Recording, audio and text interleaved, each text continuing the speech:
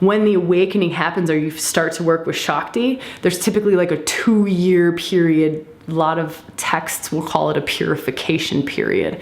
So where it's intense, it continues on. Like we continue to derubble. It's not that we don't stop derubbling or we don't stop, you know, purifying, cleaning out the container. So a really good way of talking about this is, you know, that cylinder, the container that is us, just gets crystal clear. There's no clogs in it. There's no, like, it's not shaded brown over here. And, you know, so like it gets really clear. It gets really, there's just not a lot of goo in the way. There's not a lot of old karmic stuff in the way, or family patterning, or there's just not a lot of goo. It gets cleaner and cleaner and clearer and clearer and clearer. And that's just soul expression, higher, like divine expression, just love, right? Just love. It's just love. Everything is just love.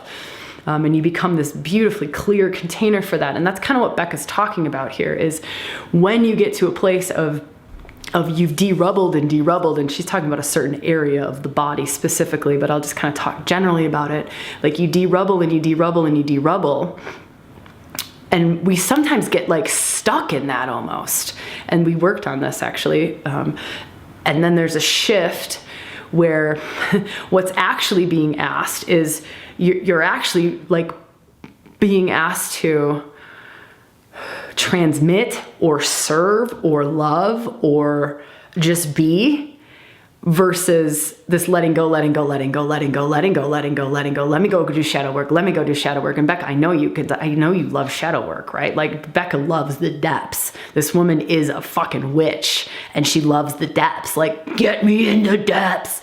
And it's amazing. It's who she is. It's naturally who she is. But those who are more connected to the depths, to dark goddess, right? There is typically, again, this is totally general, typically more to derubble. If you are going to express divinity through the depths and through the dark, you typically have to be, if you're going to work with those energies, which are still pretty dodgy in our society, it's like being a sacred prostitute. It's right. Like you're asked to bring the divine through sexuality. Well, sexuality is the most fucked up thing on the planet. One of them, right? So you, not because it's personal to you, but because the whole of the collective is really messy around sexuality, is not very clean around sexuality. So you, in order to be able to bring it through so purely and so cleanly and with love and less goo and less wounding and less trauma and less stuff, there will be more and more and more and more purification if you were going to be bringing the divine through sexual energy. Can you feel that? How much is required of you? Like you are going to be required to do a lot of second chakra work. You are going to be required to go into places that, let's say someone who is, this is totally, I'm not even going to give an example. I'm not giving an example to negate that or to give a comparison. I don't want to compare anything to anything. And so sharing this about you, Becca, specifically, and I think this is just a good conversation for all of us to be having, like this is a good gift to our circle, is like the depths, and Becca, you hand right up, like I'm in, you know, like obliterate me, like, you know, show me. Take me into my first chakra and give me all of the crap where I'm clinging onto tribe and I'm making decisions from safety and security and I put money, I value money over soul and I Yep, take me into my second chakra. Show me where I've got wounds around sexuality. Show me where I distrust the masculine. Show me where I distrust sacred union. Show me where I distrust the feminine. Show me where that freaks me out, right? And so you start to get into this thing and you're doing it. You're like, all right, here we go. And then what Becca's sharing is that there's a shift, and I talk about this shift in a way of like, it's like purify, derubble, shift. It just happens. And you don't know when. It's another divine timing, and it's not 2 years. So just get rid of that. It could be 1 year. It could be 10 years. It could be 30 years, I don't care. But there's a shift that happens. And so it's like derubble, I'm working on self, boom, I'm really fucking bored with self. Right? It's not even like I'm really bored with self. It's just the energy shifted. It's no longer about me or for me. Like I've gone in, it's all I've been doing. But that becomes a habit as well. So remember we talked about this in I think day two, like we're gonna really blow up the box. We're gonna get out of habits. We're gonna get out of patterns. We're gonna get out of cyclical natures, right? And so Becca, this is really beautiful to be talking about this and to know like, hey, for the last couple of years, right, I have gone in looking for where am I going to release trapped emotion? Where am I going to unknot that karmic tie? And now you're going in and you're like, what do I do? Like, I'm actually not even in the right place. I'm actually going in like with the wrong glasses on. I'm looking for the wrong thing. I've got the wrong intention. I've got the wrong wiring, right? My wiring is all about like purifying and derubbling and awakening and opening. And so this whole thing has shifted, Becca, and you're in this wonky, wobbly place, like a newborn fawn. Like a newborn fawn, it comes out and it's got those little legs and it's trying to walk around, right? And it's this totally new place and you don't know where you're meant to be going. You don't know what you're meant to be doing. This is Becca, ha ha ha, yes, that's exactly it. I have no fucking idea what I'm doing. Amen, woman, right? Because that patterning is being broken down. Not that you won't always have, it's like riding a bicycle. Not that you won't always be able to ride the bicycle because we will run into places where there's still derubbling to do, you know, like there's going to be the next thing at whatever point, but it's not the main focus of Shakti anymore. It's not the main focus of your journey. Your journey has changed. It's shifted. It's no longer just introspective. It's no longer just about self. It's no longer about going after where's the rubble, let me purify this, let me derubble this, let me release this emotion, let me unknot this karmic tie, right? Now it's how do I live? How do I live from this place? Now that I'm this clear-ish container, or I've gotten to a place where I'm clear enough, open enough, awake enough, connected enough, in tune enough, that I'm now ready to live soul in a different way. I'm now ready to live love and be love in a different way, right? This is and it happens. It happens to everyone. You walk this path long enough, and a lot of us, you will be at that place. I'm not going to say that. It happens at whatever point along the line. And it's a very significant shift in a woman, right? And you can feel it, you can see it. The whole of the circle can see it when that shift takes place. You see her priorities change, her meditations change. This is it, Raylene. Yes, this was my question 2 years ago. How do I do it now? Raylene, I want to hear, what are you doing now? I would love to hear that. Raylene, I would really love, genuinely love to hear any woman share around this. So for me, it feels like there's enough women now, this is just for me and for ReWilding, there's enough women who have gotten to a place of, I've done enough of the work, now I'm standing here being Raylene. Yes, that's it, right? You just be love, you just be it.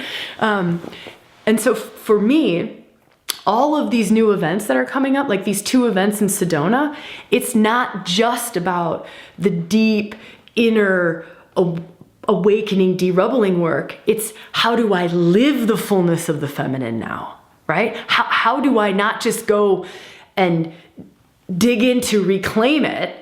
Because so much in our society, this is a societal thing. And again, this is just my view and my feel and what I feel going on and where I'm called and driven to and what's lighting up in me and what's passionate in me, is that I'm not seeing the spaces or, Becca, what you're talking about, where how do we now live it out in the world? Like, how do I live it in my relationship? How do I live it in my career? How do I live this? Bianca will talk about this all the time. You'll see posts in our group. How do I live it in the corporate boardroom? Awesome. I've just like reclaimed my feminine. I've reclaimed soul. And now how do I live it? How do I live it in day-to-day life? How do I do that? And the part that I'm seeing, those of us who do deep feminine reclamation. So deep spiritual reclamation can look very differently. Deep soul reclamation can look very differently. But to me, the new thing that's coming for our society and collectively is deep divine feminine reclamation, and the expression of the sacred feminine out into the world, into a world that doesn't necessarily hold big, beautiful space for her yet, that doesn't necessarily understand her, that still considers the fullness of the divine feminine to be too much, to be too emotional, to be too irrational, to be, change your mind too much, to be too sensitive, to feel too much, to love too much, right? All of that. And so it's a part of it for me is also just this building up of soul stamina. And being in spaces where we're having those conversations, right? Where we're supporting each other, having those conversations, being in circles where we're like doing the practices that support us to stand in a place where we can be it, irregardless of the space that we're in, irregardless of the world, where the world is at. I can still be the fullness of my feminine in a boardroom. I can still be the fullness of the feminine while making love to my partner who's being an asshole. I can still be the fullness of my feminine with my children who are driving me up the wall. I can still, right? In these real life situations. And so that's kind of the flip. And that was a long-winded conversation. But I think that was a really beautiful conversation to kind of give the overall a bigger perspective, right? So like the bird's eye view looking down of like, all right, what is this full thing about? Like what, at least one view of it. There's so many other things that are going on. Raylene, woman, I just love you. Raylene just says, yes, right? And that's it. That's it. And we're doing it, right? We're doing it. It's happening. It's happening. We're doing the reclamation work, we're doing the derubbling work, we're standing in love, and we're going, what are we passionate about, right? How are we called to serve? Where are we called to live? What are we called to do with this? Like now, what am I called to experience? For me, it's running 12 days. It's skipping Christmas with my grandmother who's kicked me out of the family so that I can run 12 days. And it doesn't hurt me, it's fine, it's a thing. But right? It's feeling so true to self and listening so deeply to self and going in a world that doesn't get it, does not understand it, right? A lot of pushback comes when you live from the feminine. A shit ton of pushback comes when you live in this deep alignment with soul, with the full feminine, and you live from that sensitive place. You live listening to the intuitions and listening and feeling Mother Earth, and you feel the pain. Like you feel the pain of Gaia, you feel the pain our Earth is in, you feel the pain of the animals. It's not about shutting that down and not feeling that pain, but it's being able to be loved through it. It's being able to be in this world that open, that loving, that sensitive, that feeling, right? Like this is the new space that many of us are moving into. This is the space that we're moving into. And so it can get lonely amidst people. Raylene, hell yes, sister. I am so with you. Imogen, I see you, woman. Imogen just wrote, now I'm crying, right? Like I see you. I see us. I feel it. Yeah. Oh, I'm just loving our circle.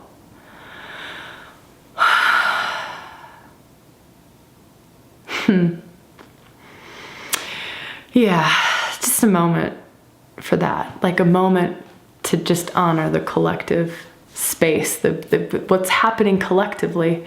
What is happening collectively for the feminine? The rise of the feminine. We said that we were going to talk about that in this 12 days together. What is the authentic rise of the feminine? Like, what is that? What does that mean? What does that entail? What's required of self? What gets asked? What does the path look like? I mean, there were so many times on this journey where I kept going, where the fuck was that chapter in the book? Like, where was that book? And this is why you ask me about books and I don't have one. Like, I don't have a book I can recommend because I don't see it.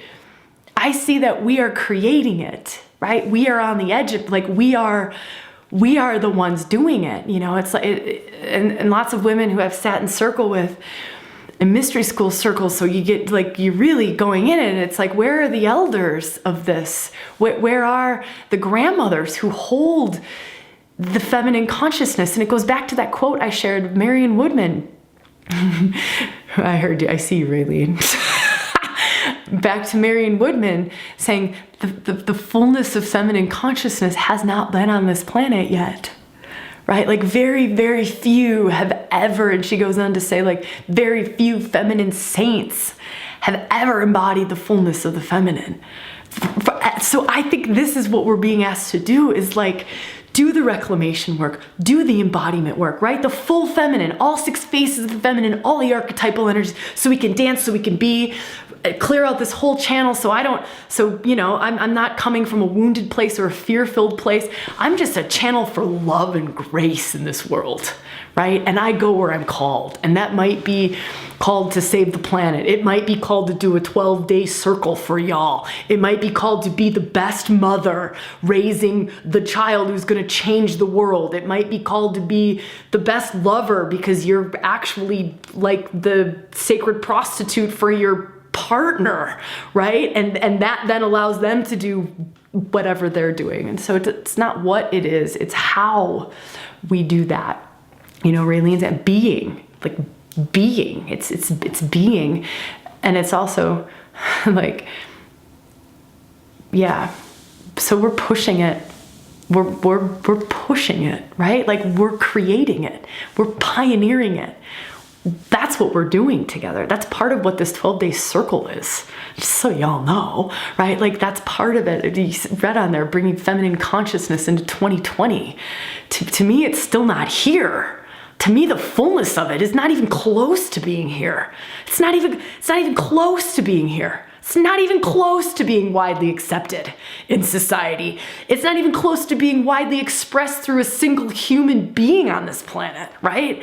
Like we're getting there. We're getting there, expressing more and more and more and more and more and more of it in every moment. So it's easy for me to express the fullness of the feminine. I can go into all 6 faces. I can go into all 36 archetypes any moment you ask me to. You put me in front of my grandma though, right? Who is not happy with the feminine, has a whole lot of things going on with the feminine, is pretty fucking pissed off, right? Like, oh, this is another ball game, right? I'm not just in my women's circle on the weekend. I am now actually, where's my stamina now? Where's my stamina to stay soul aligned, to stay in the fullness of my feminine, to feel my grandmother's pain, to feel how much pain I've caused her because I didn't make it to Christmas, but to feel how I'm totally still fully aligned, and to love her, to love myself, to love the whole of everything through all of that, right? That's a different ball game. And so you'll see like the Sedona event that's coming up, both of the Sedona events that are coming up, I think the words around it are like embodying and reclaiming the feminine, but living the feminine. Like living, like opening up to our allness, but living our allness, right? Like living it, living it. How are we gonna live this? How are we gonna bring this out into the world? And to me, that's part of what it is that we're doing, right? Together in our circle now. Every time we choose to stay aligned in any situation, every time we choose that, or we choose to stay open, or we choose to stay like in our fullness and in our allness and true north, and we choose to stay in that love space, every time we choose that in every situation, that's winning. To me, that's a shifting in self, and that's a shifting in that other person or those other people or that other space that you're standing on, that ground, that earth that you're standing on. You're choosing yes to the feminine. I'm not denying the feminine, right? And that land beneath my feet feels me not denying her, right? The moon in the sky, she feels me not denying her, right? My grandmother feels me, whether conscious or not, she feels me not denying her. Even if she has such fear of the feminine, she feels me not, I'm not denying her, right? All of that. And to me, that's what we're doing, right? That's men and women alike. It's, you know, men reclaiming the feminine as well. Wow, I love you women. And I know I've promised all of our sessions would be no longer than an hour, and we're at an hour. So I want to table the witch wound for, we'll do another Q&A. I want to table it for the next Q&A. So definitely doing that. Wow, women, far out. Awesome conversation, awesome questions, awesome what opened up in our circle, awesome journeying with you all.